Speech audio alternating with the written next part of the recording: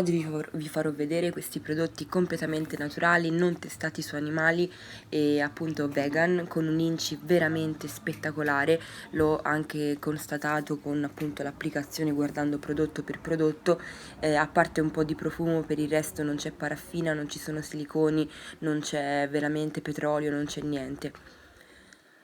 Allora, prima vi ho fatto vedere lo struccante all'aloe fantastico, questo qui invece è il bagno schiuma al limone che lascia la pelle completamente idratata, completamente profumata, e l'odore si sente veramente, veramente per tanto tempo. E almeno per me ho fatto la doccia la sera, la mattina appunto si sentiva ancora l'odore di limone sulla mia pelle.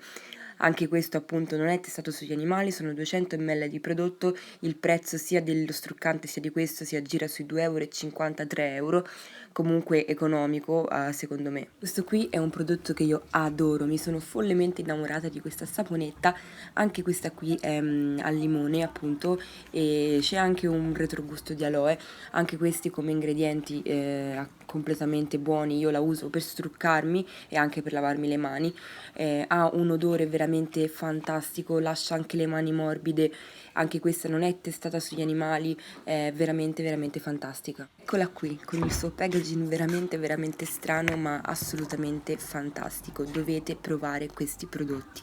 Qui invece vi farò vedere la crema viso per le pelli sensibili che io uso giornalmente da ormai quasi un mese, lascia la pelle completamente idratata, non mi fa venire macchie, non mi fa venire puntini neri o brufoli, completamente naturale, un prezzo super economico. Come ultimo prodotto ho questa maschera viso per pelli sensibili, io per una settimana ho avuto la pelle completamente idratata, fantastica, prezzo sui 50 centesimi, 100% naturale.